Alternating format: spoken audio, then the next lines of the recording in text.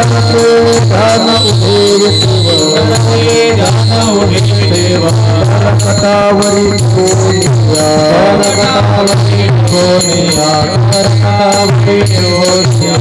हार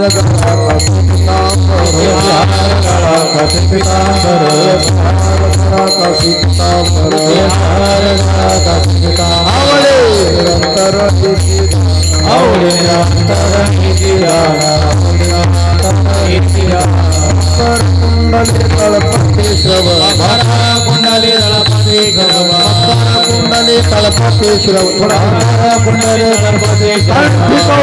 भवानी विराज हार गला काशी पिता हार गला काशी पिता निरंतर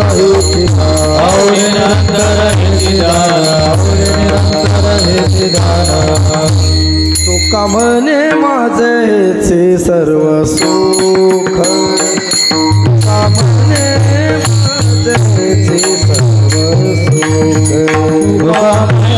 माझे सर्व सुख तुका म्हणे माझे सर्व सुख तुका म्हणे माझे सर्व सुख यावर या तुका म्हणे माझे सर्व सुख तुका म्हणे माझे सर्व सुख तुका म्हणे माझे सर्व सुख श्रीमुख आवडीने पायना श्रीमुख आवडीने पायना श्रीमुख पायना श्रीमुख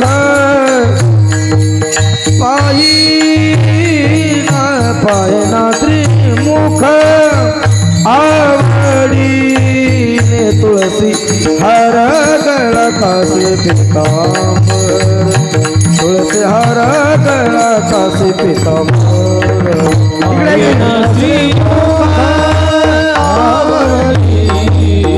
पायना श्रीमुख आवडीने तुळसी हर गळा कासे पितांबर तुळसी हर गळा कासे पितांबर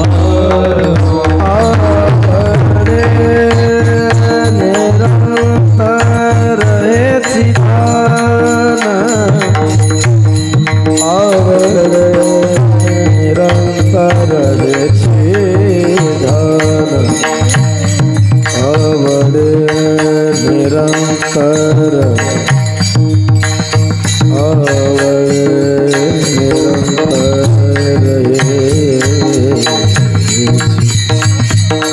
आवड निरंतर हे सिद्धान हे सिद्धान हे सिद्धान आवडे आवडे आवडे आवडे निरंतर आवडे निरंतर हे सिद्धान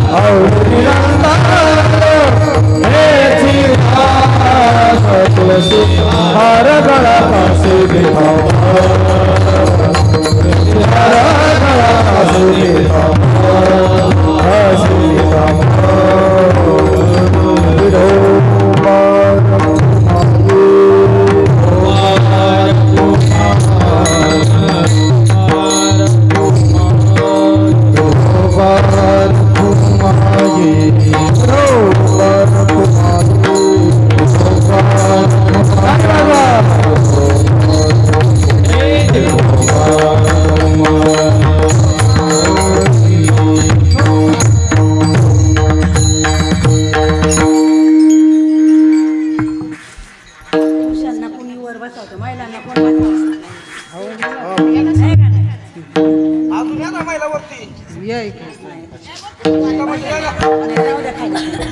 तुम्ही सगळी सुरुवात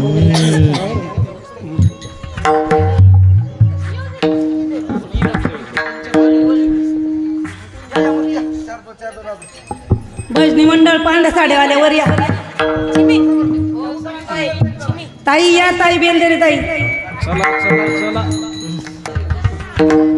कृष्ण हरे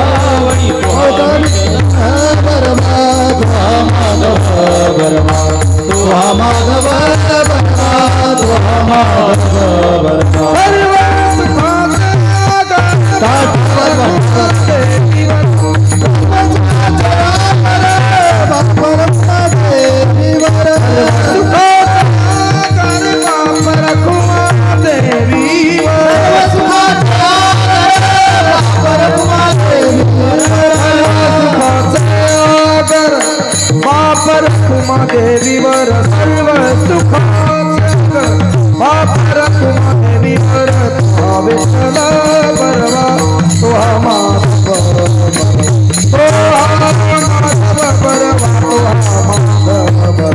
सर्व सुखाचे आदर बापर देवीवर सर्व सुखाचे आदर बापर देवीवर विठ्ठल बरवा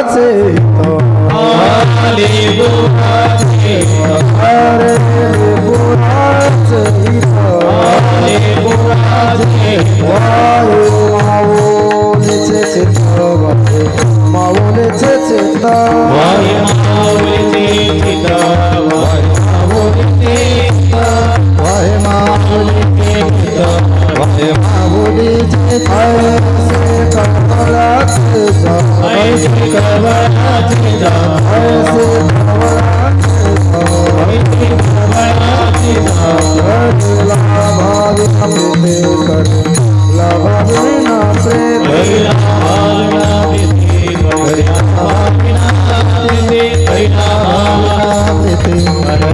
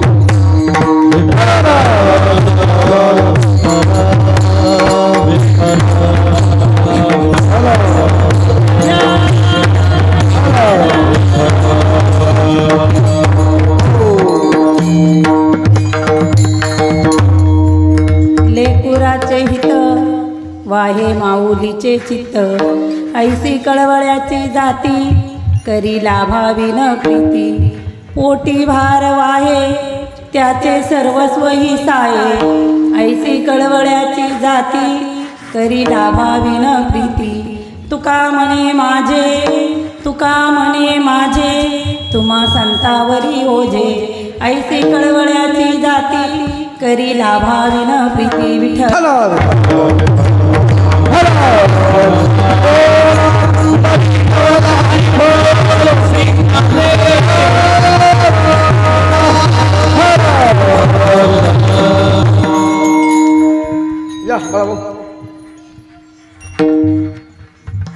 आज आमच्या सासूबाई श्रीमती गौबाई विठ्ठल वालेकर यांच्या प्रथम पुण्यस्मरणानिमित्त चालू असलेला हा भव्य दिव्य कीर्तन उत्सव ग्रंथराज ज्ञानेश्वरीचं पारायण दुपारी भजन संध्याकाळी कीर्तन असा हा सोहळा इथे चालू आहे आणि मला थोडंसं आभार व्यक्त करायचं आहे की आमच्या तळवडे गावातलं भजन त्रिवेणनगरचं भजन माझं वैयक्तिक राधाकृष्ण वैना भजन मंडळ ह्या मंडळांनी खरंच खूप साथ दिली त्यांच्यासाठी एकदा जोरदार टाळ्या प्रथम. आणि दुसरी गोष्ट अशी की एकतर सगळं नियोजन करताना आवाज तर फारच कामातून गेलाय. काय चिंतन मांडील ते माझ्या सासूचीच कृपा. तिला पण वाटलं असेल की संगीतातून सेवा करावी. माझ्या मनात नव्हतं इथं कीर्तन करायचं. आवड मला म्हणजे ताई तुमचं कीर्तन आहे करा म्हणजे मला काहीच म्हणता येणार नाही. म्हणजे तुम्ही बोलू नका आम्ही आहे. आणि खरंच मी पण सांगते माझं पण खूप भाग्य आहे यास एवढे दिग्गज कीर्तनकार माझ्यासारख्या कीर्तनाला गातात म्हणल्यावर मी सुद्धा म्हणते उजळले भाग्यात. खरंच माझं अवघी चिंता वार.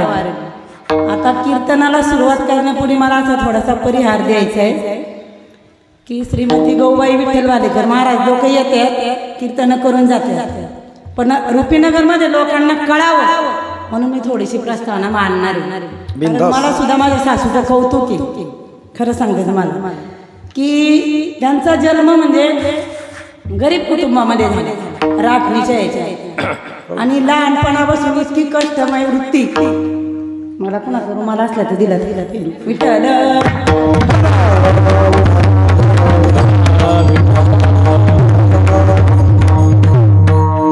लहानपणी पण खूप कष्टमय जीवन पुढं सासरे आल्यावर पण खूप कष्टमय जीवन भालेकराच्या कुटुंबामध्ये आल्या पण त्यांचं एक वैशिष्ट्य होतं चिकाटी जिद्द कधी त्यांनी सोडली नाही. आज विचार करण्याची गोष्ट आहे त्यांनी वयाच्या 46 वर्ष सेवा सदन मी का सांगते कारण हे कुणाला माहीत नाही. कीर्तनकारांना काही घेणं देणं नाही. कीर्तन घेणं पाकिट घेणं आणि जाणं. पण मला वाटतंय की माझ्या सासूचा गौरव यूट्यूबला नाही सगळीकडे कळावा ही माझी अंतःकरणातून इच्छा आहे बरं का. विठ्ठल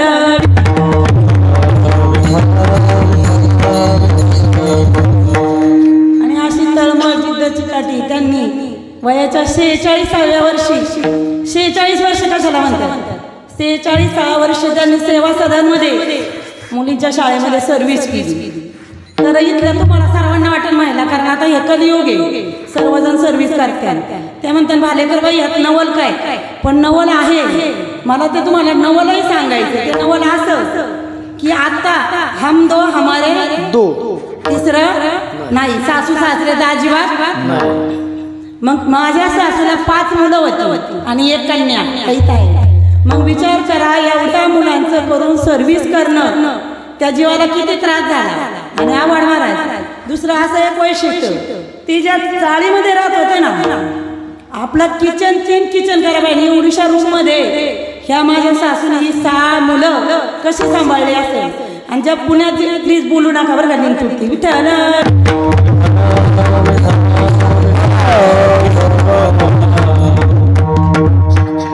पुण्यात ज्या राहत होते ना तिथं वैशिष्ट्य असं की त्या वर वाड्यात राहायचं खाली विठ्ठलाचं मंदिर होतं. आता विठ्ठलाचं मंदिर म्हणजे विठ्ठलाच्या मंदिरात काय चालतं हे सांगायची गरज नाही. सकाळी काकडा दुपारी भजन संध्याकाळी हरिपाठ. मग आमच्या सासूबाई कामावून आल्या की काकडा हरिपाठ त्यांना ऐकायला भेटायचा. पण काय करायचं संसार असा आहे की संसार कुणाला सोडवत नाही तो करावाच लागतो. आणि मग हे करता करता धुणं भांडी करता करता ते ऐकायचे. आणि एक वेळेचा प्रसंग त्या माझ्यातच होता. म्हणजे संगीता, अगं तू देवची आहे म्हणून तुला त्याची आवड आहे. मला ही चिल्ली पिली 5 तास सांभाळायची होती, मला काय करायला नाही जमलं बाई. नंतर म्हणायला लागले बरं का, म्हणजे बाई नका जमू दे, आपण तुम्ही जा म्हणताना हेच माझं भाग्य आहे. मग मला असं सांगायचं की त्यांना ते ऐकाय भेटायचं, जाऊ वाटायचं, पण प्रपंचामध्ये त्यांना जाता आलं नाही आलं. पण अंतःकरणात एक इच्छा असते. आता सर्व घटी राम देहारी एक सूर्यप्रकाश शस्त्रशन, हे तर माऊलींनी ज्ञानेश्वरीमध्ये सांगितले. त्या सासूबाईंना आवड होती, नाही अशी नाही, त्यांना आवड होती, पण प्रपंचाच्या एवढ्या मोठ्या व्यापातून त्यांना सुटका भेटली नाही. आता तुम्हाला मी नवल सांगायचं की बघा, आपण सुद्धा काम करत असं आपल्याला आता भरपूर महिलांना वाटतं ताईंचं कीर्तन जावं, पण ज्ञानेश्वरी पारायण घरातलं व्याप लय कुठे नाही असतो. संसार काही सुखाचा नाहीये, दुःखात खोळे, म्हणून तर माऊलींना म्हणावं लागलं ना, संसार दुःख मूळ चौकडे इंगळ, दुःख मूळ चौकडे इंगळ, शांती नाही कोठे, रात्र दिवस तळमळ, शांती नाही कोठे, रात्र दिवस तळमळ, भाषुनी पाठ लागले ओढाळ, पाठ लागले ओढाळ, नामी सर्व जाऊ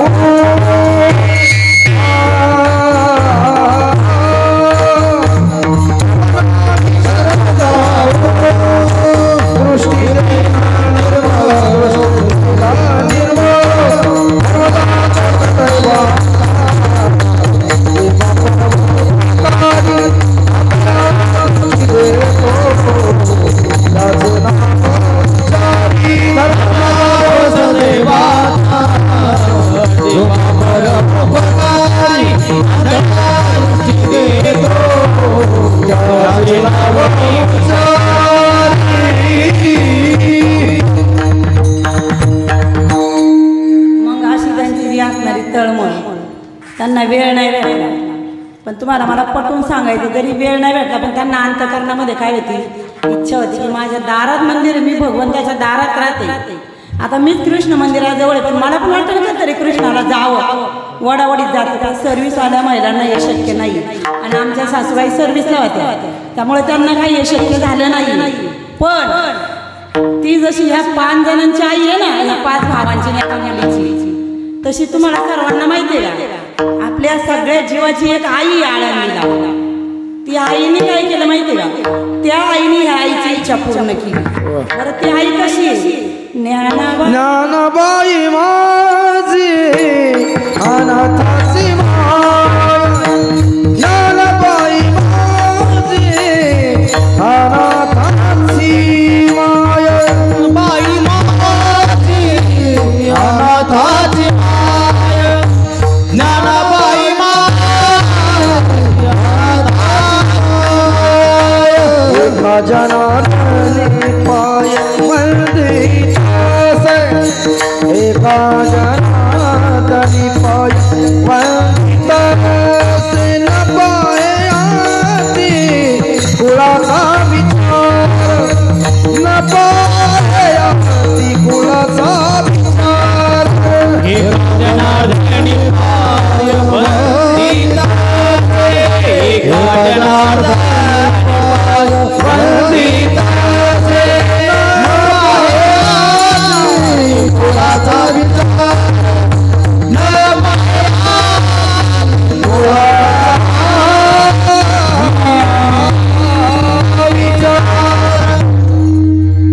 मग ह्या गौबाईची त्या माऊलींनी इच्छा पूर्ण केली.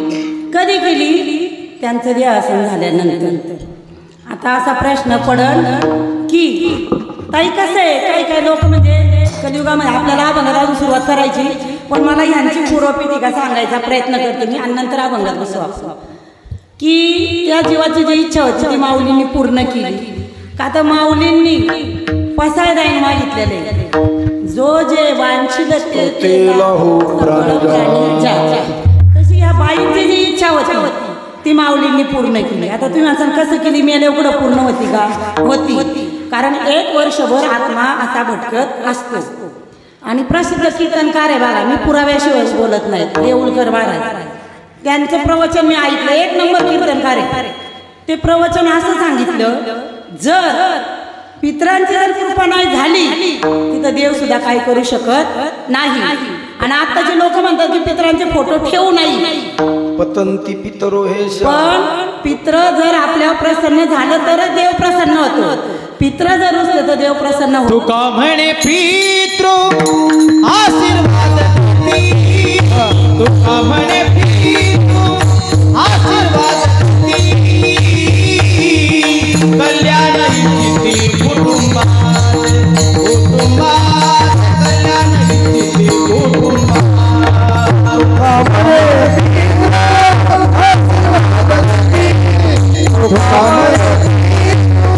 आशीर्वाद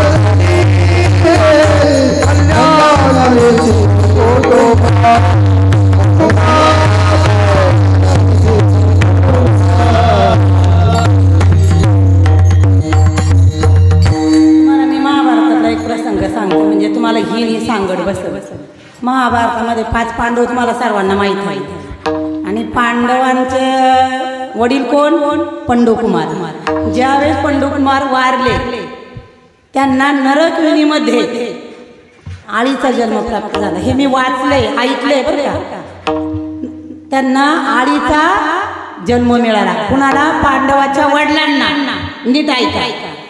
आळीचा जन्म मिळाला. नारद मुनी तुम्हाला सर्वांना माहिती. नारद मुनींना सगळीकडे भ्रमण करायची मुभा आहे, ते सगळीकडे संचार करतात. मग असेच नारद मुनी एकदा त्या युनीतून चालू होते, कुठल्या? नरक युनीतून. आणि ती जी आळी होती ना नरकामध्ये, ती अशी तरफडत होती. तिला तिथं अन्न मिळत नव्हतं, पाणी मिळत नव्हतं, स्वास्थ्य लांबच. तिला असं वाटत होतं मी बाहेर कधी येते.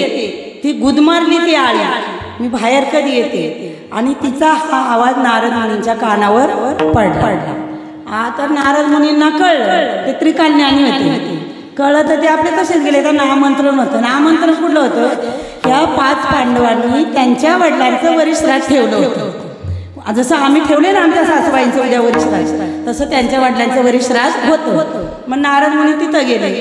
तिथं गेल्यानंतर मग हे 5 भाऊ आले, नकुल, सहदेव, धर्मराज, अर्जुन, भीम आले. का तर साधू संत येते घरात, तोची दिवाळी, दसरा, सगळी कामं त्यांनी हातातली ठेवली. नारद मुनींना बसाय दिले. त्या भावांनी त्यांची पूजा केली. पण पूजा करताना अर्जुन हा कसा होता? सगळ्या बाजूने कसा होता? तृष्ण होता.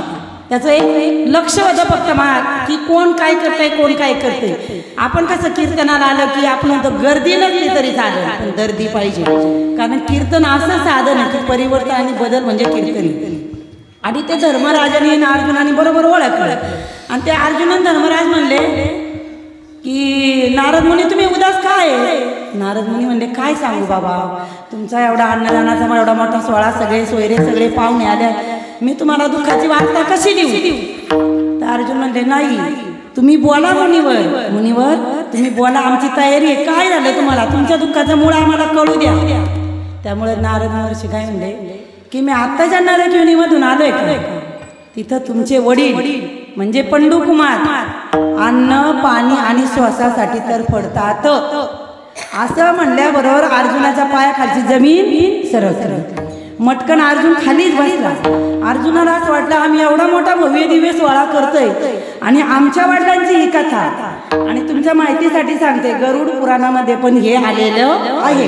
हे माझ्या मनाचे सांगितलं नाही. मग अर्जुनाला खूप वाईट वाटलं. तर अर्जुन म्हणला आता काय करायला लागेल मुनीवर? ते म्हणले त्याला एकच आहे, अजून तुमचा स्वयंपाक शिजतोय ना, मग इथं जे पाहुणे आले त्यांना ह्याच मंडपात बसा आणि इथं काय करा? नामघोष करा. म्हणजे काय व्हायचं नामघोष केल्याने? सदा नाम सदा नाम घोष करू हरी कथा. सदा नाम करू हरी कथा.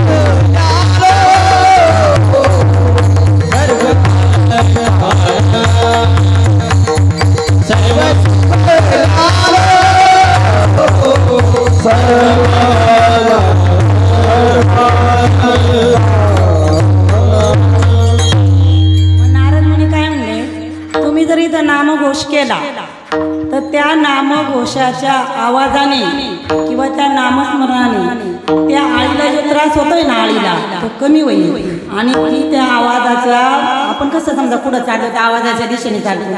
आता इथं सगळ्यांना माहिती आहे, भालेकरांच्या इथं वावरामध्ये साप्ताह आहे, लोकांचे पावलं आपोआप येतात. तसं त्या नामस्मरणाच्या आवाजाने ती आळी हळूहळू वर येऊ लागली.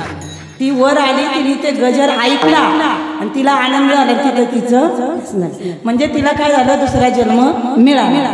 मग आमच्या डोक्यात अशी संकल्पना घुसली, मी तात्यांना म्हणते, जी टॉकीजला करण्यापेक्षा, तो देखावा करण्यापेक्षा आपलं घर पवित्र होईल, आपलं कुळ पवित्र होईल, आपली जागा पवित्र होईल, आपल्या सुनांना बाळांना सगळ्यांना ह्याच्यात काय होईल, यायची संधी मिळेल, हा योग मिळेल. आपण इथं साप्ताह भरू आणि तुमच्या आईला गती नक्कीच मिळेल आणि मिळणारच, मिळालीच. आणि ह्या गोष्टी मला तात्यांनी पण सहकार्य केलं. का तो पुत्र व्हावा आईचा गुंडा, त्याचा त्रिलोकी झेंडा. माझ्या संघावर महाराज भरपूर महिलांनी पैन लावली होती, पैन की तात्या वैतगण. पण नारदाच्या गादीवर बसून सांगतो, रक्तस्राव आईच्या अंगातून वाहत होता तरी तो माणूस डगमगला नाही. असा पुत्र कलियुगामध्ये होणे नाही, म्हणून त्यांच्यासाठी एकदा जोरदार टाळ. सांगायचं दाता आपण नमो सद्गुरु तुकया ज्ञानदीपा, नमो सद्गुरु सच्चिदानंद रूपा, नमो सद्गुरु भास्कराय पूर्ण कीर्ती, नमो सद्गुरु सच्चिदानंद रूपा. महायोग पीठे तटे भीमारत्य वरद कुंडलिकाय रामुनिर्यं समावर्त्य आनंदकंदं परब्रह्मलिंगं भजे पांडुरंगं. पांडुरंगा करो प्रथम नमन,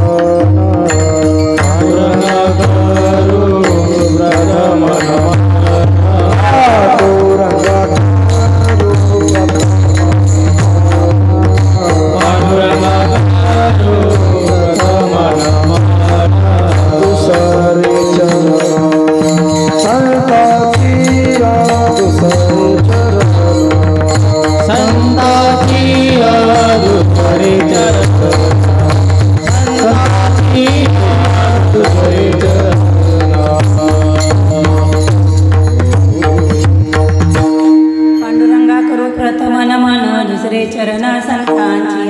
त्यांच्या कृपादाने कथेचा विचारू. बाबाजी सद्गुरुदास काय माझी वाणी मानिड संतांची, रंजवू चित्तासी आपुडी. ओम नमो ज्ञानेश्वरा करुणा करा दयाळा, तुमचा पावन घालो चरा. कळा कसरी काही नेणी बोलतो वचने अतिभाविका, एका जनार्दनी तुमचा सर्वावी. ओम नमो ज्ञानेश्वरा विठ्ठल.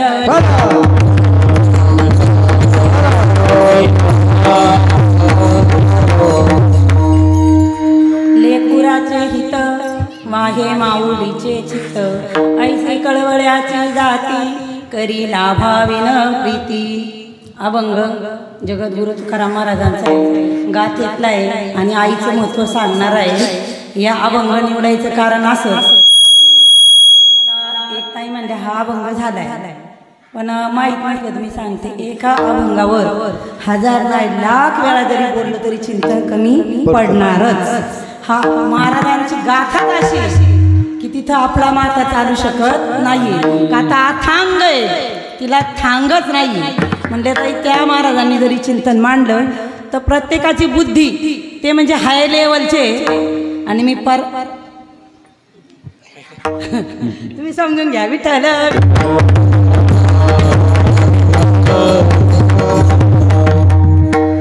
ह्या अभंगाचा भावार्थ असा की तुकाराम महाराज काय म्हणतात, लेकुराचं हित कोण फक्त आई का बघती तर तिला कळवळा येतो.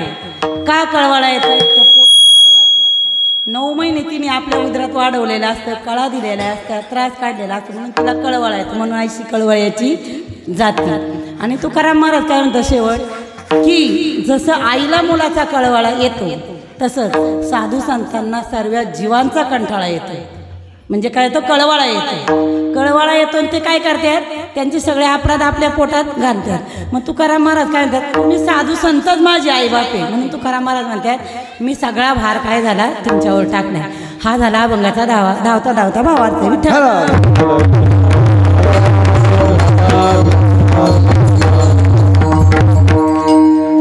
आता ह्या अभंग 3 चरणात आहे आणि या 4 चरणात. ह्या अभंगामध्ये तुकाराम महाराजांनी किंवा साधू संतांनी जी आईला उच्च दर्जाची नवे देवापेक्षाही आई श्रेष्ठ सांगितलेली आहे. पण आता मला तुम्हाला सांगायचं कसं आहे, कलियुग आहे. कलियुगामध्ये एक वर एक लय प्रिय असते. आधी दृष्टांत आणि नंतर सिद्धांत. सिद्धांत कुणाला लवकर पटत नाही. किती मोठे वक्ते आणा, लोक फक्त ऐकतात आणि निघून जातात. मला असा प्रश्न पडतो, आणणारा तर येडा आहे, आम्ही तर येडेचे, पण कळणाऱ्याला कळलं पाहिजे की ह्याच्यात आपण काय घ्यायचे. घेत तर नाही, बसले तरी बडबड, स्वतः ऐकत नाही, लोकांना ऐकून देत नाही. मग तुकाराम महाराजांनी देवापेक्षा आईला श्रेष्ठ जर ठरवली असती, मग त्याची काहीतरी कारणं सांगितल्यात ना. तर ह्या अभंगाची 15 कारणं सांगितल्यात. तुम्ही मोजा, मी सांगते. तुकाराम महाराज काय म्हणले, आईला श्रेष्ठ तर काय दिलं. पहिलं कारण की एक आई ह्या गर्भात 9 महिने त्या जीवाला धारण करते. दुसरं कारण असं की बाळंतीण म्हणजे काय, एकतर अंत किंवा बाळ. बाळंतीण हाताने आई मरती किंवा बाळ मरते, म्हणजे ते सुद्धा कष्टमयचे 2. तिसरं काय, बाळ जन्माला आल्यानंतर आपल्या हाडामासाचं दूध अमृत त्याला पाजते आई. चौथं, काही रडकं असतं, काही कसं असतं, रात्रीचा पाळणा करते, अख्ख्या रात्रात ती आई जागते. आणि 5वं असं, हे बघा, आईला काळं मेंढरं कसलंही मुलं असू द्या, तिला ते काय असतं, खूप अप्रूप असतं. मग ती आई त्याचा शृंगार करते, त्याला सजवते. का सजवते, की माझं बाळ खूप छान दिसलं पाहिजे, दुसऱ्यापेक्षा माझं बाळच छान दिसलं पाहिजे. आणि बाळ छान दिसण्यासाठी ती काय काय म्हणून करत नाही हो, त्याला काजळ घालते, गंध पावडर लावते. तुम्ही म्हणसान भालेकर बाई, हे आम्हाला माहीत आहे, पण हा दृष्टांत आहे. आपल्याला संतांचा ह्याच्या पुढचा सिद्धांत बघायचा आहे, पण सिद्धांत बघायच्या आधी आपल्याला पहिला दृष्टांत बघायचा आहे. आई गन पावडर करते, काजळ लावते, त्या मुलाला सजवती, नटवती, चांगलं दिसतं ते चांगलं राहावं, चांगलं खेळावं. आणि कथेमध्ये कीर्तनामध्ये बाळ लवकर वाढत असते, हे तुम्हाला सगळ्यांना माहीत आहे. मग ते बाळ रांगायला लागतं. बाळ रांगायला लागलं तर आई काय म्हणते, बाई आता हा 5-6 महिन्याचा झालाय, ह्याला काय करायला पाहिजे, काहीतरी खायला आपण आता शिकवलं पाहिजे. मग त्या बाळाला आई काय करते, दही भाताचा काला करते, त्याला खायला घालते. ते खातं गावं व्यवस्थित. आपण सगळे आयाचे किती त्रास देतो, कावळ्याला बोलव, चिमणीला बोलव, चंद्राला बोलव, एक घास खाऊचा, एक घास चिवचा, मग तेव्हा ते बाळ कुठे एक घास खातं. म्हणजे हे पण किती त्रास आहे बरं. हे खाल्यावर मग ते रांगतं. आणि ज्या वेळेस बाळ चालायला लागतं ना, चालताना तो पडू नये म्हणून आई काय करते, त्या बाळाचा हात धरते. हात का धरते, की माझं बाळ जर पडलं तर त्याचं तोंड फुटल, म्हणून आई काय करते, त्या बाळाचा हात धरते. त्याला आई चालायला शिकवते. आणि ते बाळ चालायला लागलं, खोड्या करायला लागलं, एखादी जर खोडी घरी आली की ती आई त्या बाळाला, नाही माझं पोरगं चांगलं आहे बाई, तुझ्याच पोराने काय केलं असेल, खोड काढली असेल. आणि नंतर मग एक दिवस असं होतं की म्हणते, बाळा चला आपण बाजारामध्ये जाऊ. त्या मुलाला ती आई बाजारामध्ये घेऊन जाते. बरं, तिथं मोजकेच पैसे नेलेले असतात. आताच्या सारख्या काय 1000, 2, 3, 4, 5 हजार रुपये पर्समध्ये नव्हते. तेव्हा 500-600 रुपयात सामान यायचे. मी 6 रुपये किलोनी साखर आणलेली आहे, माळवाडी ते बोडकेवाडी. म्हणजे मला अनुभव आहे, 6 रुपये किलोनी मी साखर आणलेली आहे माझ्या आईवडिलांबरोबर. मग त्यांच्याकडे पैसे किती असणार, 500 किंवा 1000. मग हे एवढे पैसे घेऊन आई त्या बाळाला घेऊन बाजाराला जाते. पण बाळ इतकं रडतं, मला ते पाहिजे, मला ते पाहिजे. मग आई काय करते, 5 किलो साखर घ्यायची ऐवजी 4 किलोच घेते. उरलेल्या पैशाच्या बाळाला काय करते, खेळणे किंवा खाऊ घेते त्याच्या आवडीचा. म्हणजे ह्याच्यात पण ती काय करते, त्याग करते. कुणासाठी, मुलासाठी. आणि मग ते घेऊन ते घरी आल्यानंतर त्या मुलाला शाळेत घालायला सुद्धा पूर्वी फी नसायची. लोकांची मजुरी करून ती फी त्या मुलाची आई भरती, त्याला शाळेत पाठवते. आणि त्या बाळाला शाळेत पाठवल्यानंतर शाळा आपल्याला इथं पटापटा होते, हे सगळं शाळेत त्याला नोकरी लावायचं असतं.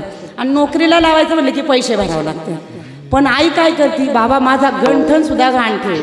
तुम्हाला मला अजून एक माझ्या सासूचं उदाहरण द्यायचं. त्यांनी मला सांगितलं, एक कुठं नाही म्हणल्या, संगीता ज्यावेळेस शिवाजी म्हणजे माझे मोठे दी, त्यांना शाळेत पाठवायचं होतं, फी नव्हती, पायातली जुडवी मोडली, माझ्या मोठ्या दिराला शाळेत पैसे भरले. आई तुझ्या मूर्ती वाणी या जगात मूर्ती नाही.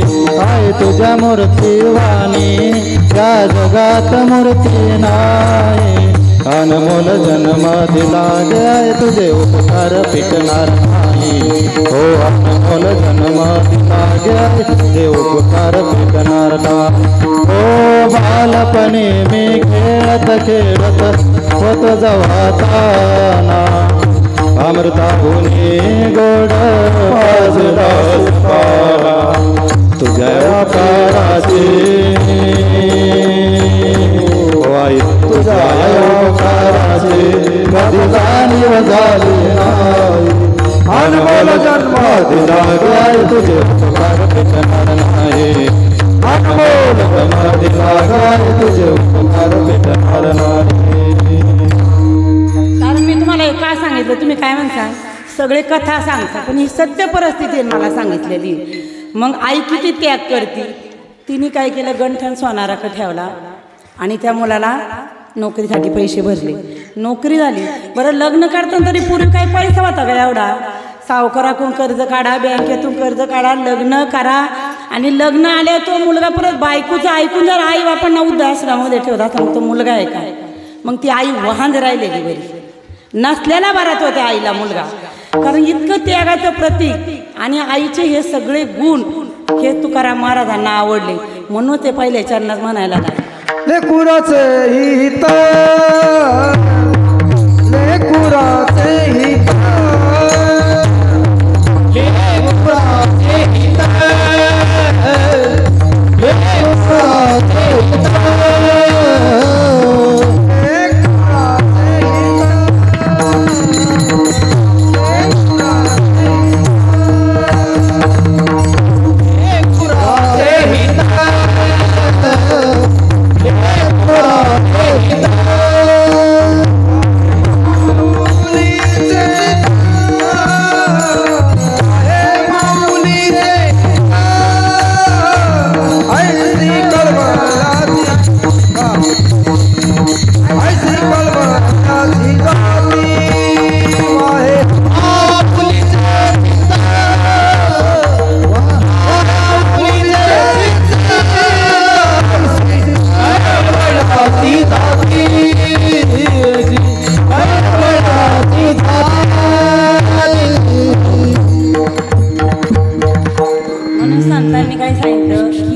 सगळं आईचा त्याग बघून संत म्हणले आई श्रेष्ठ आहे.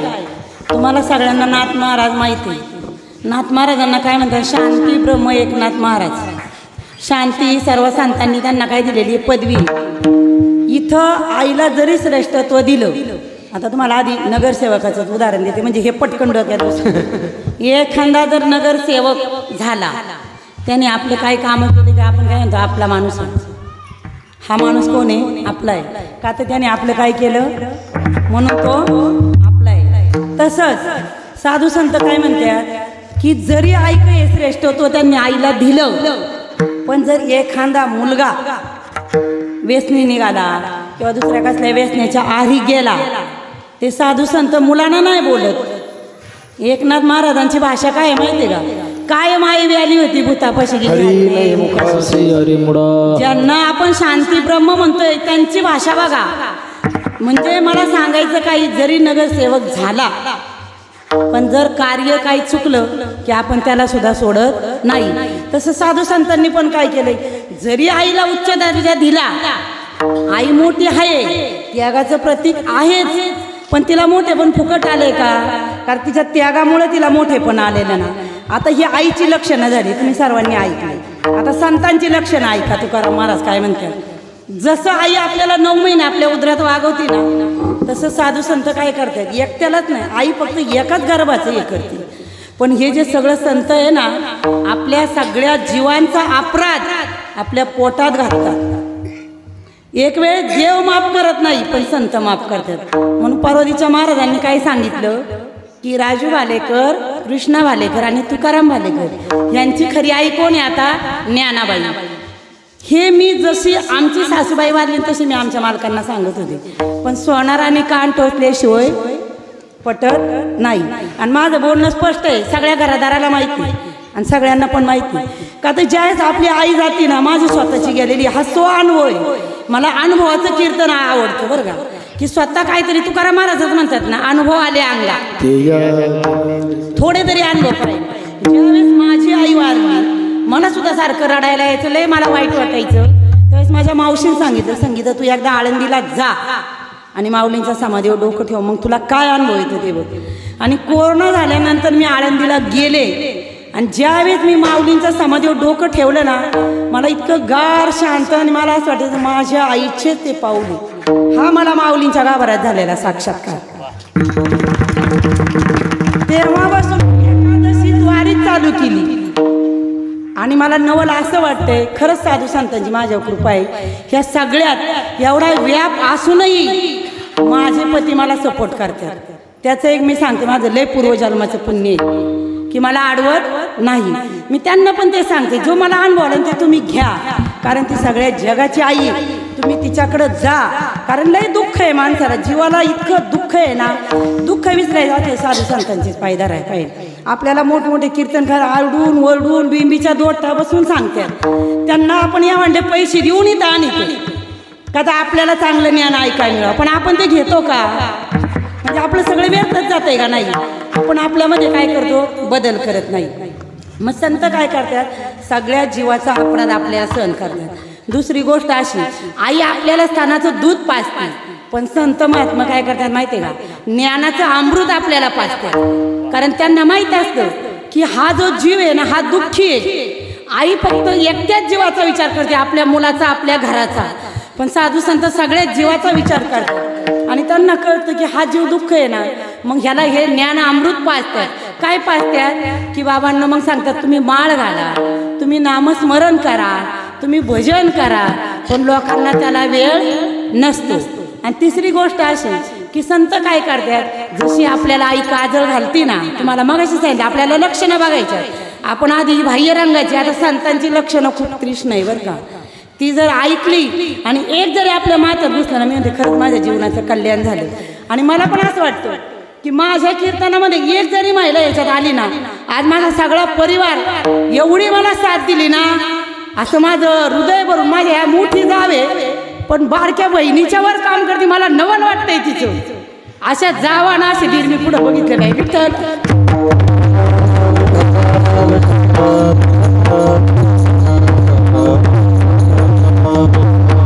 तुक बाटे झाली यावी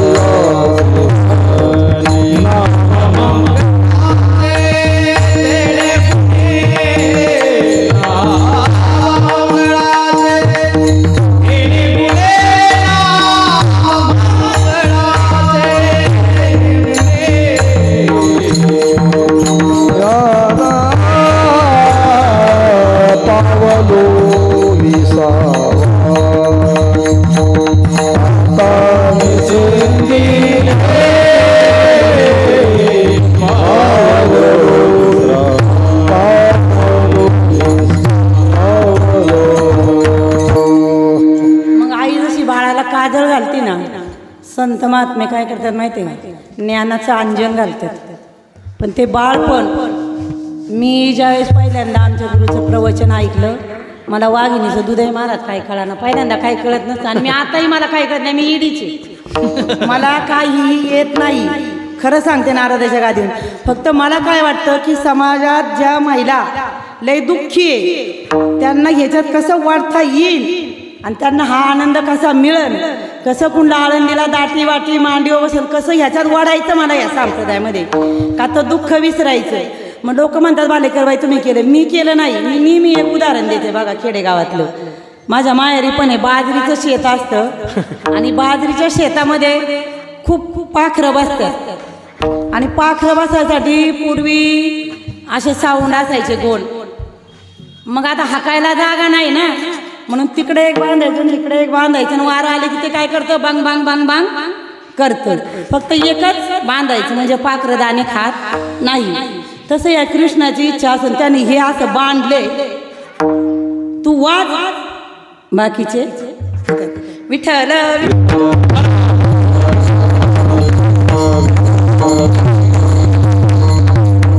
बस मी एवढंच काम करते, नाही तर मला काही येत नाही. मग संत काय करतात, ज्ञानाचं अंजन घालतात. तुम्ही माणसांना आता आई काजळ घालते, मग ज्ञान अंजन कसं की त्याला माळ घालायला लावतात, त्याला नामस्मरण करायला लावतात आणि त्याला काय म्हणतात, बाबा तू हे का नामस्मरण करायचं की तुला गोडी लागली पाहिजे आणि जे ते दुःख आहे ना ते तू विसरला गेला पाहिजे. म्हणजे हे ज्ञान आपल्याला कोण सांगतात, संत आणि सद्गुरू. पण ते सांगतात, पण आपण काय केलं पाहिजे, ते वाचन केलं पाहिजे. गाथा वाचली पाहिजे, पण आपण गाथा वाचत नाही, आपल्याला वेळ नाही. सगळे मला म्हणतात भालेकर बाई तुम्ही कसे करतात, इथं आवड महाराज मला काय म्हणले, ताई कार्यक्रम जवळ आला, लिखाण बंद करा. तरी मी एकनाथ भागवतीचे 15 अध्याय पूर्ण लिहिले. रात्री माझी सुनबाई म्हणली की काकू 12 वाजले, TV बघत तर 12 वाजेपर्यंत जागतीस ना, मग तुला ज्ञानेश्वरीचा 18 अध्याय त्यांना वाच ना. आणि मला पण आनंद वाटतो बरं का, माझ्या सुना पण खूप याच्यात हे झाल्यात, नाही तर त्या म्हणतील जावांचं कौतुक करतील का आपण आम्ही काय केले. त्यांनी पण खूप सहभागी. अवघड आहे, सुना मेन आहे, खायला देणार नाही.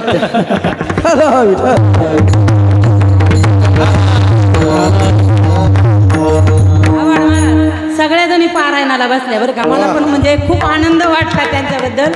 आणि सकाळी येऊन सांगितलं काकू मी वाचलं. मला पण तिचं खूप नवल वाटलं की तिने रात्री एवढ्या 1100 ओव्या वाचल्या त्या सुनाने. मला खरंच लय विशेष वाटलं. म्हणले बरं झालं, चांगले. मग साधू संत काय करतात, हे अंजन आपल्यात घालतात. 3 झाले. चौथं काय करतात की आपण रडतो. आपण कसं रडतो माहिती आहे, संतांचा दृष्टांत आहे. आपल्याला विषयाची ओढ लागते. आता मला किती जणी म्हणतात तोंड धुवा, तुमचा आवरा. कोण म्हणलं तुमचा मेकअप करतं. इथं मेकअप तोंड धुवायची गरज नाही, मी धुतलं सुद्धा नाही. का तर तुकोबाणी ज्ञानोबाणी ऑलरेडी माझं तोंड धुतलं. काय आवरायचं काय धुवायचं, हे नाचणार आहे ना, हे कधीतरी जाणार आहे. कशाला धुवायचं काय आवरायचं. मी काय आवडलं वहीन तुम्ही आमचं काही करायचं नाही. फक्त म्हणले माऊली मला चांगली बुद्धी द्या बोलायला. माझा आवाज बसलाय कामाच्या नियोजनामुळं, काय चुकलं मागलं तर तुम्ही पण माफ करा. मग साधू संत काय करतात, जीव आहे ना, जीव विषयाला बोललेला आहे. मग त्याच्यातून त्याला इकडं वळायचा प्रयत्न करतो. आणि काय म्हणतो बाबा, ठाईची वय सुनी करा एक चित्त, आवडी अनंत आळवा. तुला नाही ना पुढं जाता येत, तू काम करता करता राम म्हण ना. आता सगळ्यांची काय इच्छा होती की इथं मांडव घातलाय, तिकडं मांडव नको, खर्च वाढण, इथंच पारायण होऊ द्या, इथंच होऊ द्या. मी सगळ्यांचं ऐकलं, पण माझ्या डोक्यातलं नियोजन लय वेगळं होतं. ही तुकाराम महाराजांची माझ्यावर झालेली कृपा आहे. का तर माझं गावच देऊ ही. मी काय म्हणले की माझ्या दारामध्ये ज्ञानेश्वरी झाली पाहिजे. पैसे आज जाती ना वड महाराज, पैसे उद्या येणार आहे. हा सोहळा परत आहे का. लाडाची लेक मी संता,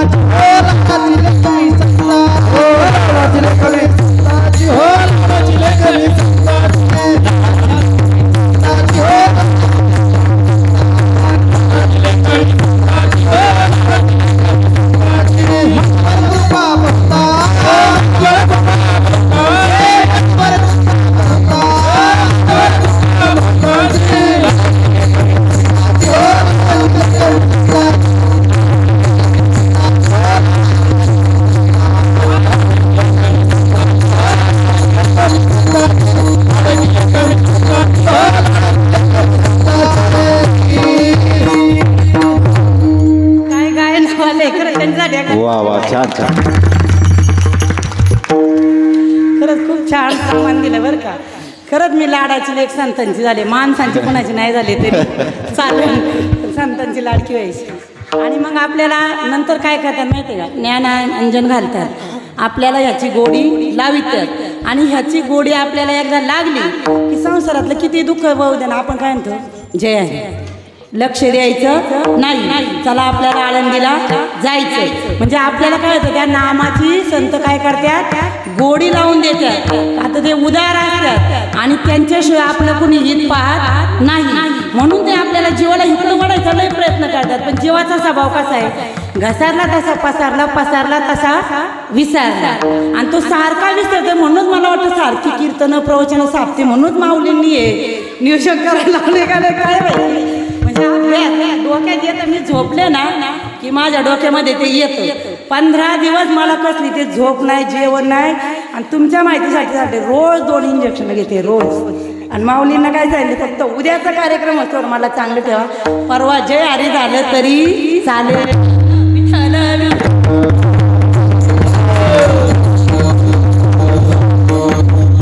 म्हणून हे संत मायबाप अशा ते काय करतात, पोटी भार वाहतात. तुकाराम महाराजांनी ही संतांची आणि आईची जी लक्षणे आहेत, आणि अजून पण म्हणजे आईचं जर मूल विचित्र झालं तर नाथ महाराज काय म्हणतात माहिती, काय माये व्याली कुराडीचा दांडा. ज्यांना आपण शांती, ज्यावेळेस मी एकनाथ महाराजांची गाथ ते वाचलं ना, मी अशी माझं डोकं फार हँग झालं, चालत नाही. मी इतकं हे होतं ना, मला सगळे म्हणतात ईडी होणार आहे, पण मी ईडी नाही म्हणणार, दुसऱ्यांना येड लावणार. मी तर ईडी होऊ शकणार नाही, कारण सांगतात ठाम सॉरी काय त्यांची भाषा आहे बाई. मी म्हणते, मी जेव्हा ते वाचलं ना म्हणले नाथ महाराज इतके सायन्स, काय त्यांचे शब्द आहे. आता झाले वेडी झाले, आता झाले वेडी झाले, आता झाले झाले, आणि सद्गुरूची वेडी आणि नगर फोडी.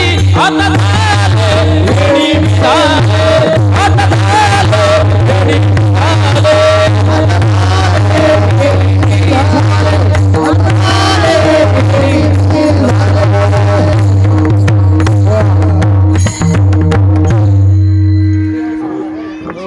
नाही बिंदा चल द्या. कुठं जातोय, खुरपायला थोडं जायचंय, नाश्ता झालाय दाबून, आता जिरला तर पाहिजे का. काय होतं माहिती का, दुःख विसरतं, आणि दुःख विसरलं की कसं मनाला समाधान लागतं. आणि आपलं सगळं कशासाठी चाललंय, सुखासाठी चाललंय. सुखा लागे करशी तळमळ तरी एक वेळा पंढरीशी जा. आपल्याला काय सांगितलं की तू पंढरीला जा, कशासाठी, आपलं सुख पाहिजे ना, आपण जातो का नाही. बरं, हे सगळं सांगितल्यानंतर शेवट काय केलं माहिती आहे का, आपण काय म्हणतो की आपण जसं आपल्या बाळाला, प्लीज माझ्या मागच्याने बोलू नका बरं का, माझं विठ्ठल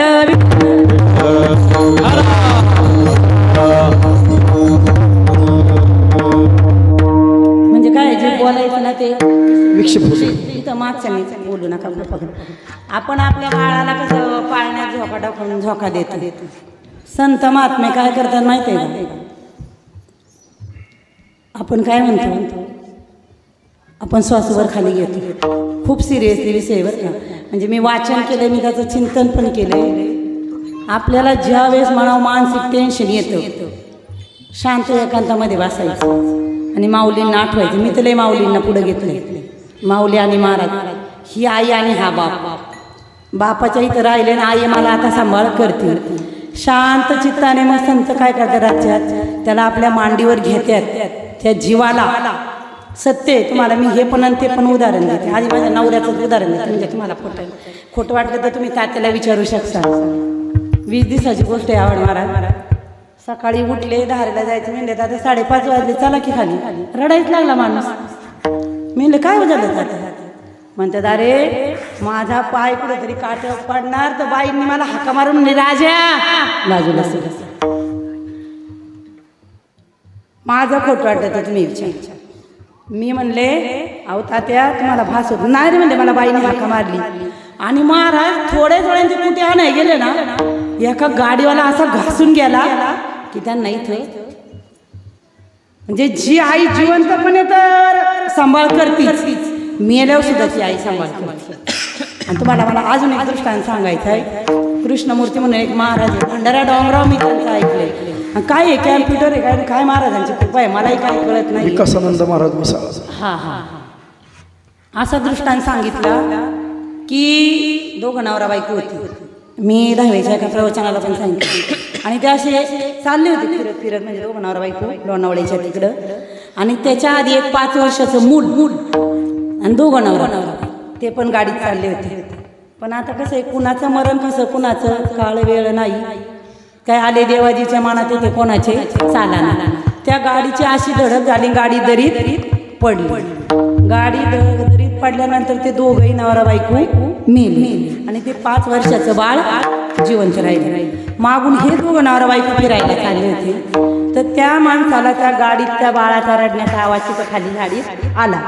बायकोला म्हणतं थांबा गं तरी बाळ रडते. तर बाया म्हणजे माझ्या सकट तुम्हाला करायचं काय मी पण बरं का मी तुम्हाला नाही नाव ठेव चला म्हणा नाही म्हणला थांबा गं कुणा तरी बाळ रडतंय. गाडी थांबवली त्या बाळाला उचलून घेतलं आणि ते बघितलं दोन्ही मेलेले. मग त्या ड्रायव्हरला कळलं आता ह्याला न्यावं पोलीस चौकीवर नेऊन ठेवा. मग त्या बाळाला घेऊन तो ड्रायव्हर पोलीस चौकीवर गेला. पोलीस चौकीवर गेला तर तिथं रातची 1 वाजले तर मग त्या पोलिसला म्हणले हे काय उठावले ते वाईट का जातात ना ते पण दुट्टी करून हे कुणाचं पोर आणले रडतंय म्हणले अहो काय माहिती कुणाचं माहिती नाही पण ते रडत तर पोलिसांनी ते म्हणले तुम्ही तुमचं घेऊन जा तुमचं बघा. परत त्या बाळाला घेतलं आणि ते गाडी घालून पुढं निघून गेली. ती जी मेलेली आई होती ना ती जिवंत होऊन त्या गाडीला आडवी झाली पदर पसारला आणि म्हणली दादा मी तुझ्या पुढे भीक मागते माझ्या बाळाला अनाथ आश्रमामध्ये कुठंतरी सोड आणि त्याची सोय कर. म्हणजे मला काय सांगायचं की आई हे असं पात्र आहे जिवंतपणे त्या मुलाची काळजी घेते पण मेल्यावर पण घेते. हे दृष्टांतात ऐकलं फार 20 दिवसापूर्वी माझ्या नवऱ्याचा सुद्धा अनुभव मी ऐकला. तुम्ही तात्यांना विचारा मी खोटं बोलत नाही नारदाच्या गादीवर. त्याला म्हणतात आई इतका तिच्या भुची कळवळा असतो त्याचं सगळं भार ती पोटात वाहते म्हणून काय म्हणतात ऐसी कळवळ्याची जाते करी लाभावी न पोटी भार वाहे. आई काय करते पोटात सगळे त्याचं सामावून घेते. तसे संत महात्मे पण काय करतात जीवाचे सगळे अपराध आपल्या पोटामध्ये सामावून घेते. म्हणून आपण त्या संतांना शरण गेलं पाहिजे ना त्यांच्याशिवाय आपलं आहे कोण. पण आपण त्यांना शरण जातो का नाही.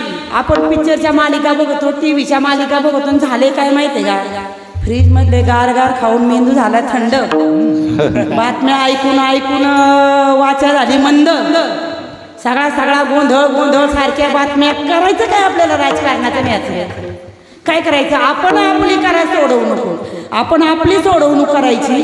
बातम्या बघण्यापेक्षा मालिका बघण्यापेक्षा आपणच जर सुधारलं तर आपली नातवंड सुधरण का नाही. आपणच जर कंटिन्यू टीव्ही पुढे बसलो आपली नातवंड सुधरण का. म्हाताऱ्या बायांना सुद्धा लय टीव्ही बघायला का तर तुम्हाला कसं माहिती मी दही टाकायला हिंडते मला लाज वाटत नाही धंदा सगळ्या गावभर हिंडते मी सगळ्या बाजूने हिंडते कामाची लाज नसावी. त्यामुळे मी बघते तास बाया उभ्या राहतात फोनवर सुद्धा किती महाराज लोक ओरडू सांगतात. एक बाई येत आवड महाराज मी अख्खा दह्याचा डबा घालून आले तरी फोनवर बोलत तिथं इथं शाळेविषयी लांब पण नाही. म्हणजे आता म्हणावं तरी काय म्हणजे आपण किती चुकतोय आहे का आपल्या मुलाबाळांचं लक्ष बरं त्याच्यापासून फायदा आहे का काही. वर रडतंय तरी आई भानावं नाहीये मग आपली ही ज्ञानाबाई आई बरी आहे की आपण सगळं भरपडलंय ती भानावं आणायचं काम करते ना. किती अपराध आपल्या पोटात घालती. आज एक पुरुष प्रधान असून सुद्धा जगाने सगळ्या विश्वानी माऊलींना आई म्हणले काय कारण आहे त्याग आणि म्हणते स्त्री का त्याग असतो पण आहे का त्याग. किती राग आहे आपल्यात होतो का बदल आपल्यात आहे का ऍडजस्टमेंट. मी तर सगळे आमच्या मंडळाला नव्हते मला पण वाटतंय बरं का मी गावाने म्हणून सांगत नाही खरंच मंडळांना मी सांगत तसं ऐकते कारण मी स्वतः मोठ्यापणा घेत नाही कारण ते माझे आणि मी त्यांची विठ्ठल.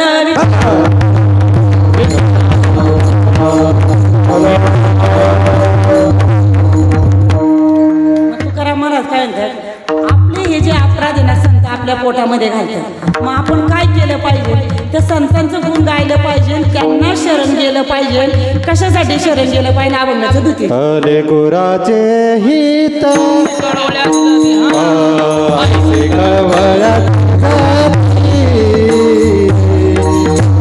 कळवळ्याची जाती कळवळ्याची जाती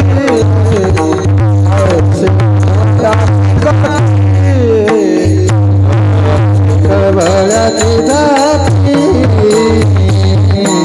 अशी कळवळ्याची जाती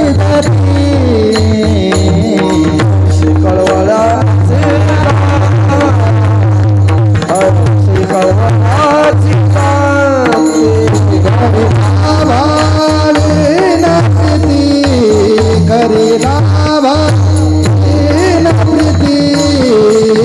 ऐसे कळवळ्याची जाती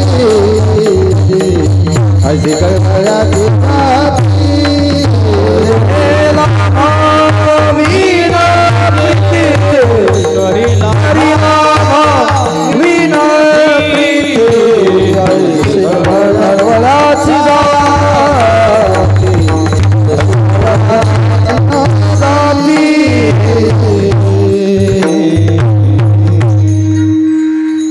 कशी आहे आईशी कळवळ्याची जाती. आपण आईला म्हणतो ना, तर आईपेक्षाही संत खूप दयाळू असतात. कारण का आई फक्त आपल्या मुलाचा विचार करते, संत सगळ्या जगातील जीवाचा विचार करतात. म्हणून संत श्रेष्ठ सांगितल्यात. आणि संतांना तुकाराम महाराजांची आईची उपमा दिली, म्हणून तुकाराम महाराज शेवटच्या चरणात म्हणतात, तुका म्हणे तुका म्हणे माझे माझे तुका म्हणे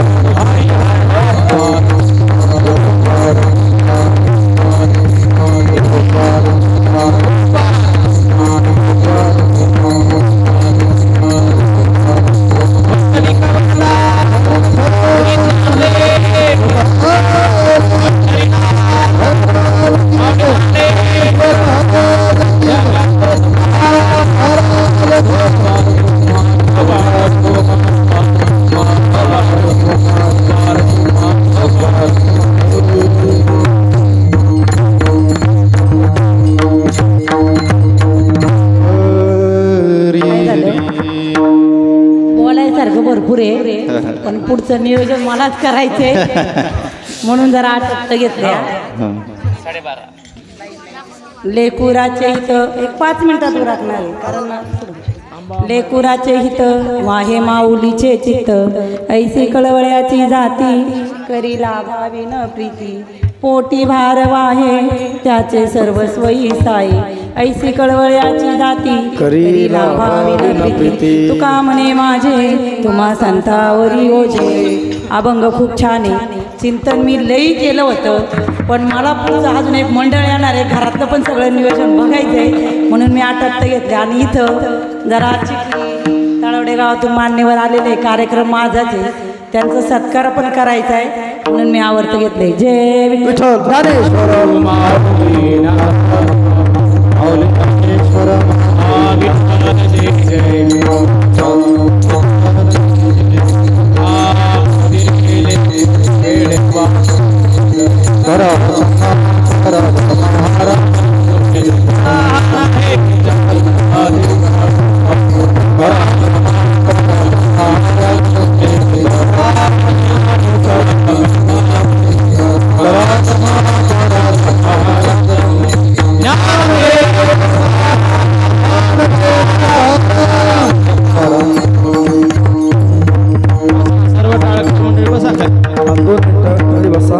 आलेल्या पाहुण्या मंडळांचा सन्मान आपल्याला करायचा आहे.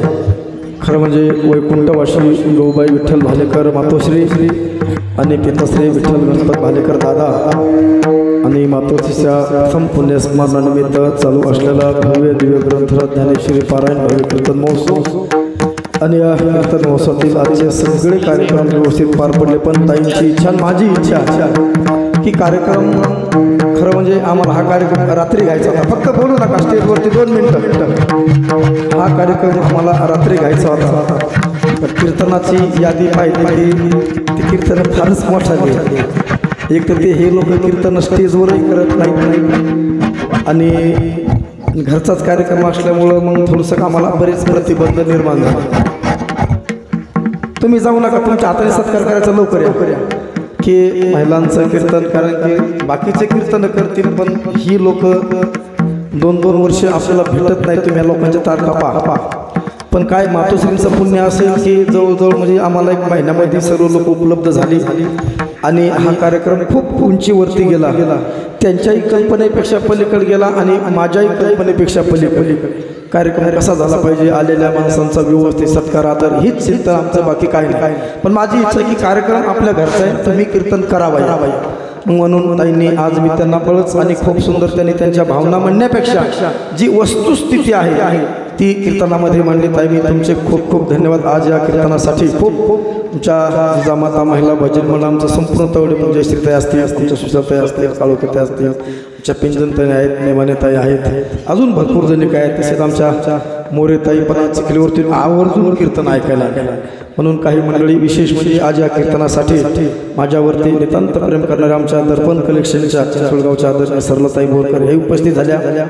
तसेच आमच्या भगिनी युवा कीर्तनकार आदरणीय तेजश्रीताई ह्याही उपस्थित झाल्या. मी त्यांनाही विनंती करतो दोघींना की स्टेजवरती आपला सन्मान करायचा आहे. तसेच अजून बरेच मंडळी सर्व आमचं रामदास महिला भजनी मंडळ असेल श्रीकृष्ण महिला भजनी मंडळ असेल विठ्ठल रुक्मिणी महिला भजनी मंडळ असेल हनुमान महिला भजनी मंडळ असेल मुक्ताई महिला भजनी मंडळ असेल संपूर्ण या कार्यक्रमामध्ये सर्वांनी तनमन धनाने सेवा केली. पार तळवडे ज्योतिबा नगर रुपीनगर सहयोग नगर गणेश नगर त्रिवेणी नगर सर्वांनी आणि संपूर्ण घोडकेवाडी असेल हिंजवडी असेल ताईंच्या माहेरचे देहू विठ्ठलवाडी सर्वच लोकांनी या कार्यक्रमासाठी खूप तनमन धनाने सेवा केली आणि सेवा खूप सुंदर झाली.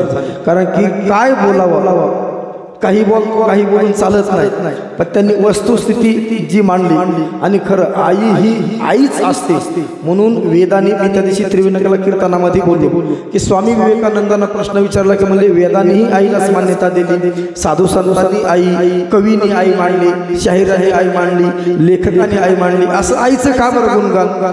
त्यांनी उत्तर दिलं म्हणजे आता किती वाजले आता 12:30 वाजले म्हणले उद्या 12:30 वाजता मला तू भेट. पण जाताना स्वामींनी त्यांना एक 2 किलोचा दगड पाठीवरती बांधून दिला कोणाच्या त्या व्यक्तीच्या आणि म्हणले उद्या तू ह्या वेळेमध्ये तो 24 तास तो व्यक्ती दगड घेऊन फिरला आणि आला तो दमला, चेहरा त्याचा पांढरा पडलेला, डोळे खोल गेलेले, झोप नाही, तहान भूक लागलेली, व्याकुळ झालेला. काय म्हणला स्वामी, हे काय वजन माझ्या गळ्यावरती दिलं? म्हणजे तेच उत्तर येतो. हा दगड किती किलोचा आहे?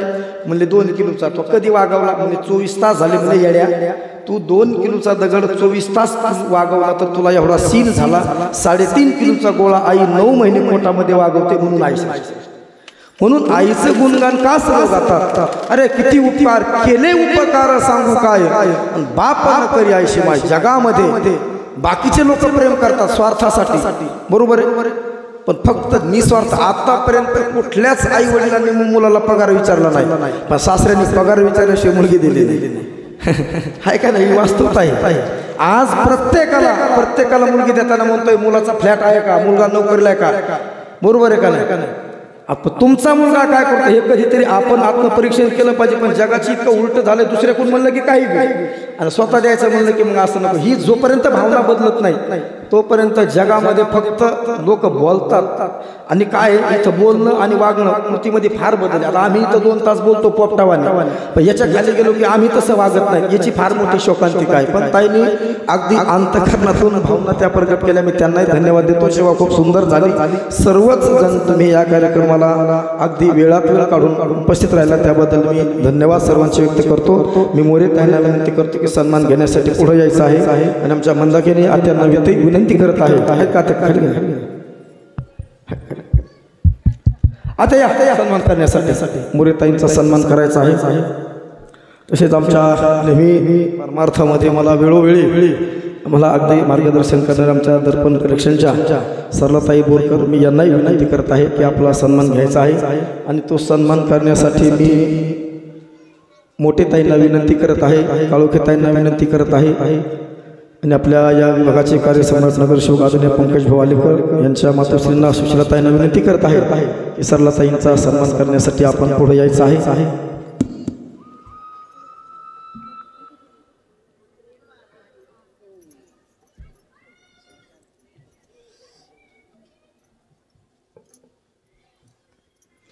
आज ज्योतिबाला करून आमची मोठमोठे माणसं आलीत आणि पण आमच्या उपस्थित झाल्या.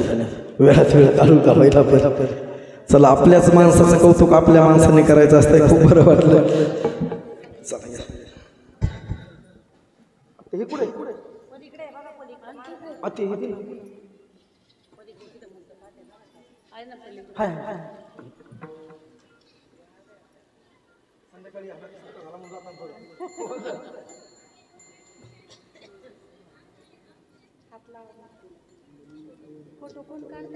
फोटो काढा ते आहे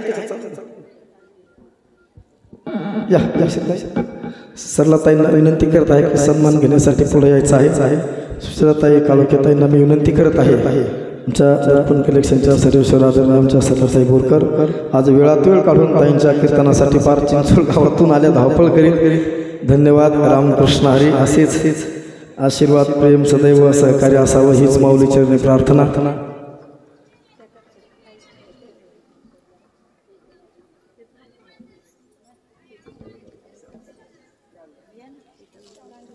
या ना जयश्री या ना. तेजश्रीताईंना विनंती करत आहे की आपला सन्मान घेण्यासाठी वरती यायचं आहे. मी जयश्रीताई बाठे यांना विनंती करत आहे की तो सन्मान करण्यासाठी आपण पुढे यायचं आहे.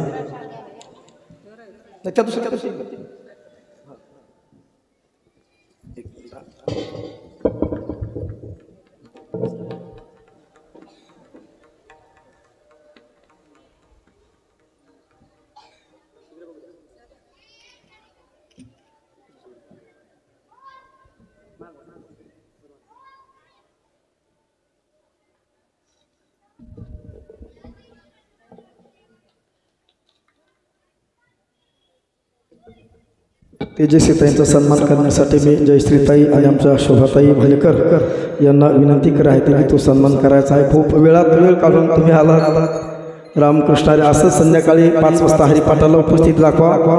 आणि आज संध्याकाळी श्री संत नाथ महाराजांचे वंशज आदरणीय विद्याविभूषित योगीराजी महाराज गोसावी पैठणकर यांचा 16वे 7 ते 9 कीर्तन होणार आहे. आणि उद्या सकाळी 10 ते 12 आई माझा माईचा सागर फेम आदरणीय पुरुषोत्तमजी महाराज पाटील बुलढाणेकर यांचं कीर्तन होणार आहे. तरी त्याही कार्यक्रमाला सर्वांनी उपस्थिती दाखवायची आहे.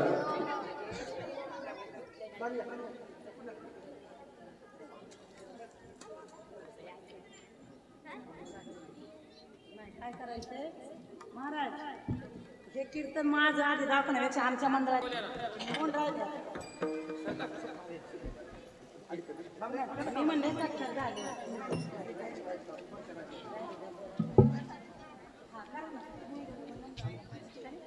मोठ्या गाव आहे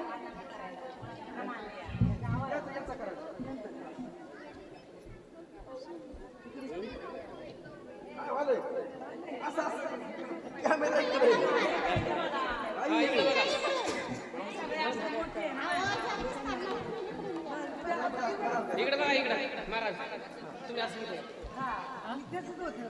इकडे बघा.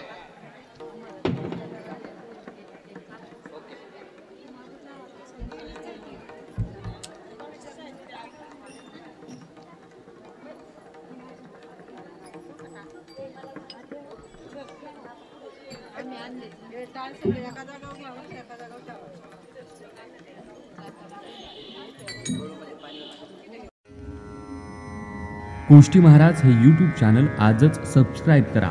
बेल आयकॉनवर क्लिक करा. शुद्ध सांप्रदायिक चाली, कीर्तनं, प्रवचनं, कथा, पारायणं असे वारकरी संप्रदायाशी संबंधित व्हिडिओ पहा. आपणही पहा आणि इतरांनाही आग्रहपूर्वक सांगा.